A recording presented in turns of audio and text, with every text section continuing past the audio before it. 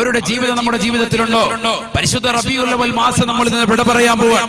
അല്ലാഹുവിന്റെ റസൂൽ സല്ലല്ലാഹു അലൈഹി വസല്ലം തങ്ങളെ സ്നേഹിക്കുന്ന ആ പ്രവാചകരോട് അനുരാഗം വെച്ച് പുലർത്തുന്ന ആ പ്രവാചകരോട് അകന്നാത്ത ആവേശത്തിൽ ഒരുമിച്ച് കൂടിയ എന്റെ പ്രിയപ്പെട്ട ചുറ്റുമൂലയിലുള്ള സഹോദരങ്ങളോട്, കരുനാഗപ്പള്ളിയുടെ ദേശക്കാരോട് എനിക്ക് ചോദിക്കാനുള്ളത്, നമ്മൾ ആ പ്രവാചകരോട് സ്നേഹം എത്രത്തോളമാ വെച്ച് പുലർത്തുന്നത്? എങ്ങനെയാ പ്രവാചകരെ സ്നേഹിക്കുന്നത്? സത്യത്തിൽ നമസ്കാരം ക്രിയാത്മകമില്ല, ദാനധർമ്മങ്ങളില്ല, നമ്മുടെ ജീവിതത്തിൽ പിന്നെ എന്താണുള്ളത്?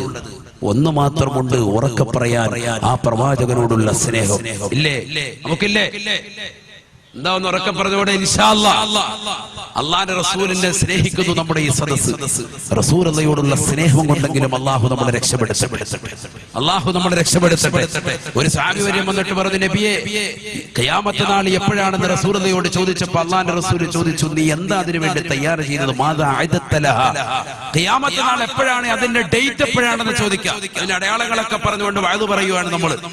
അല്ലാഹുവിന്റെ റസൂൽ അങ്ങനെ പറഞ്ഞു കൊടുത്തുകൊണ്ടിരിക്കുമ്പോൾ ഒരു സഹാബി വന്നിട്ട് ചോദിച്ചു, അല്ലാഹുവിന്റെ റസൂലേ, ഖിയാമത്ത് നാളിന്റെ ഡേറ്റ് എപ്പോഴാ? ഡേറ്റ് എന്ന് പറഞ്ഞു അല്ലാഹുവിന്റെ റസൂൽ ചോദിച്ചു, മാദാ അഅദത ലഹാ, നീ എന്താണ് അതിനു വേണ്ടി തയ്യാർ ചെയ്തിട്ടുള്ളതെന്ന് ചോദിച്ചപ്പോൾ അദ്ദേഹം പറഞ്ഞു, ഇന്നി ഉഹിബ്ബുല്ലാഹ വ റസൂല, ഞാൻ അല്ലാഹുവിനെയും അവന്റെ റസൂലിനെയും പ്രിയം വെക്കുന്നു. ആ സ്വഹാബി വരെ പറയാ. അല്ലാഹു കൂട്ടത്തിൽ നമ്മൾ ഉൾപ്പെടുത്തുമാറാവട്ടെ.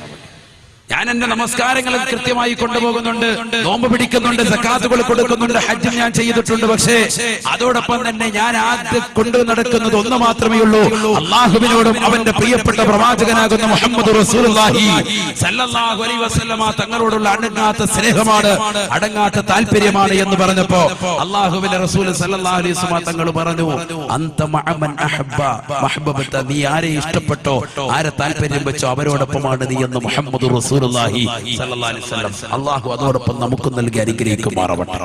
അല്ലാഹുവിനെയും അവന്റെ റസൂലിനെയും പ്രിയം വെക്കുക, അതാണ് ഈ സദസ്സിലൂടെ നമ്മൾ നേടിയെടുക്കുന്നത്. നമ്മുടെ ജീവിതത്തിൽ എന്നെന്നും ഉപകാരപ്പെടുന്ന ഒരു അമലായി പ്രവാചകരോടുള്ള സ്നേഹം നമ്മൾ കടങ്ങാതെ പടച്ച റബ്ബ് നൽകി അനുഗ്രഹിക്കുമാറാവട്ടെ. ബഹുമാനപ്പെട്ട സയ്യിദുനാ ഉമർ ഇബ്നുൽ ഖത്താബ് റളിയല്ലാഹു തആല അൻഹു അല്ലാഹുവിന്റെ റസൂലിന്റെ അടുക്കലേക്ക് കടന്നു ചെന്നപ്പോ, റസൂലുള്ളാഹിയുടെ അടുക്കലേക്ക് വീട്ടിലേക്ക് കടന്നു ചെന്നപ്പോ അല്ലാഹുവിന്റെ റസൂൽ ഒരു പായിൽ അങ്ങനെ കടക്ക. റസൂലുള്ള എണീറ്റിരുന്നു. റസൂലുള്ളാഹിയുടെ ശരീരത്തിലേക്ക് നോക്കിയപ്പോ ആ കടന്നതാകുന്ന ഈന്തപ്പന ഓല വിരിച്ചതാകുന്ന പായയുടെ അടയാളങ്ങൾ റസൂലുള്ളാഹിയുടെ ഭൂമേനിയിൽ സുന്ദരമായ ശരീരത്തിൽ അടയാളം ചെയ്തിട്ടുണ്ട്.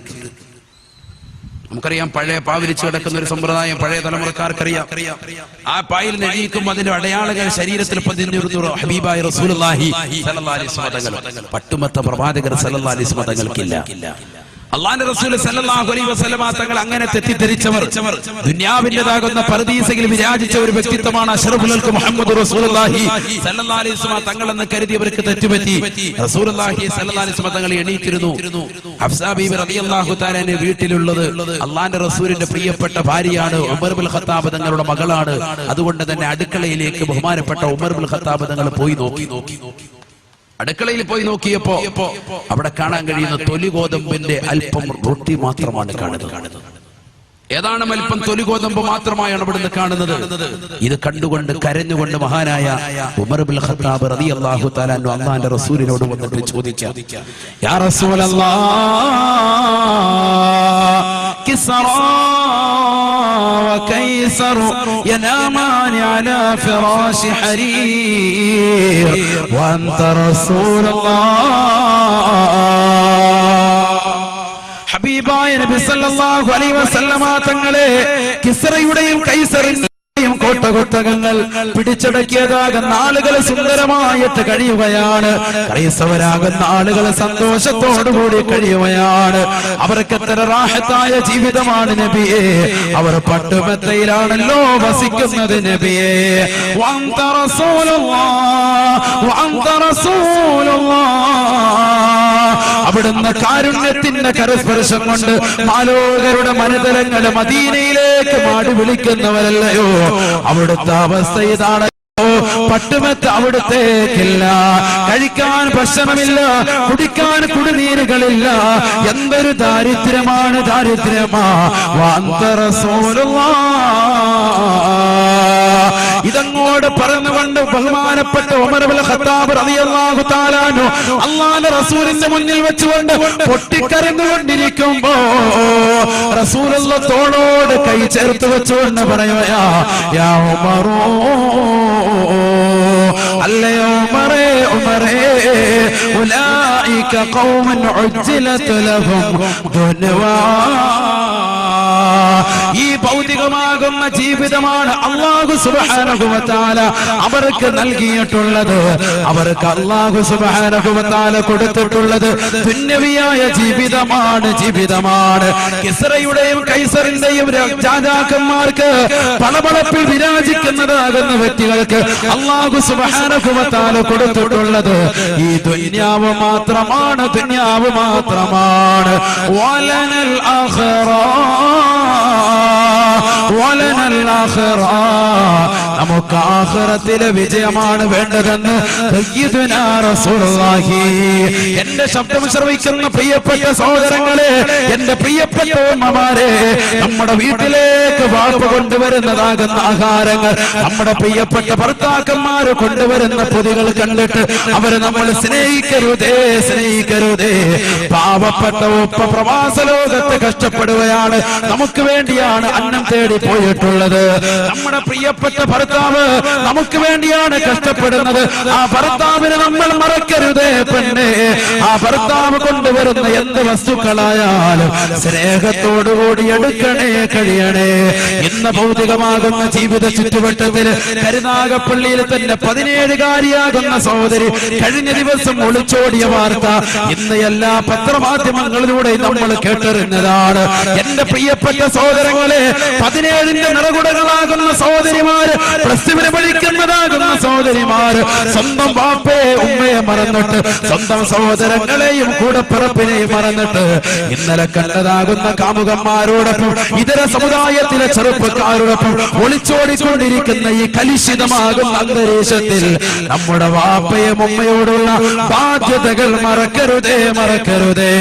നമ്മുടെ വാപ്പയും ഉമ്മയും നമുക്ക് നൽകിയ സ്നേഹം ഒരിക്കലും നല്ല മറന്നു പോകരുതേ.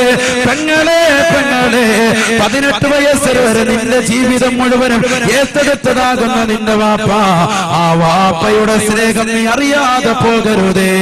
നീ കൊച്ചുനാളിലായത് മുതൽ നിനക്ക് മുലയൂട്ടി വന്നിരിക്കുന്ന പ്രിയപ്പെട്ട ഉമ്മ, നിനക്ക് ഭക്ഷണം നൽകുന്ന പ്രിയപ്പെട്ട മാതാപിതാക്കൾ, അവരുടെ സ്നേഹവും ലാളനയും നീ അറിയാതെ പോകരുതേ, മനസ്സിലാക്കാതെ പോകരുതേ.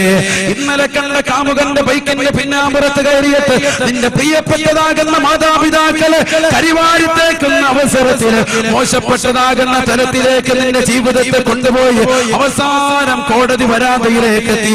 കോടതി മുറിയിൽ വെച്ചുകൊണ്ട് വക്കീൽ നിന്നോട് ചോദിക്കുകയാ, അല്ലയോ സഹോദരി, 18 വയസ്സ് വരെ നിന്നെ വളർത്തിയ മാതാപിതാക്കളെ നീ മറക്കുകയാണോ?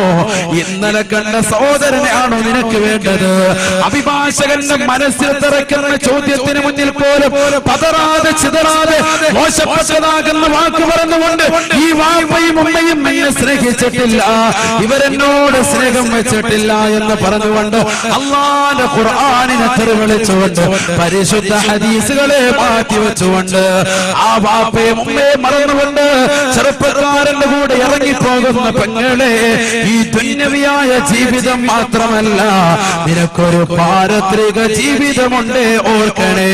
ചിറ്റുമൂലയുടെ മണ്ണെന്ന് പറയുന്നത് ആത്മീയമാകും ഉന്നമനം കിട്ടിയ മണ്ണാണ്. പഴയ കാലഘട്ടം മുതലേ തന്നെ ഉലമാക്കൾ വന്നുകൊണ്ട് വാഴ പറഞ്ഞിട്ടുള്ള മണ്ണാണ്. ആത്മീയ മേഖലയിൽ ഉല്ലസിച്ച മണ്ണ. അതുകൊണ്ട് തന്നെ ഓർമ്മപ്പെടുത്തുകയാണ്, നമ്മുടെ നാടിനെ കളങ്കപ്പെടുത്തരുതേ, ഈ നാടിന്റെ ഐശ്വര്യത്തെ ഇല്ലാതാക്കരുതേ. നമ്മുടെ പ്രിയപ്പെട്ട ഭർത്താവ്, നമ്മുടെ പ്രിയപ്പെട്ട മാതാപിതാക്കൾ നമുക്ക് നൽകുന്ന സ്നേഹങ്ങൾ സഹോദരിമാര് തിരിച്ചറിയണേ, തിരിച്ചറിയണേ.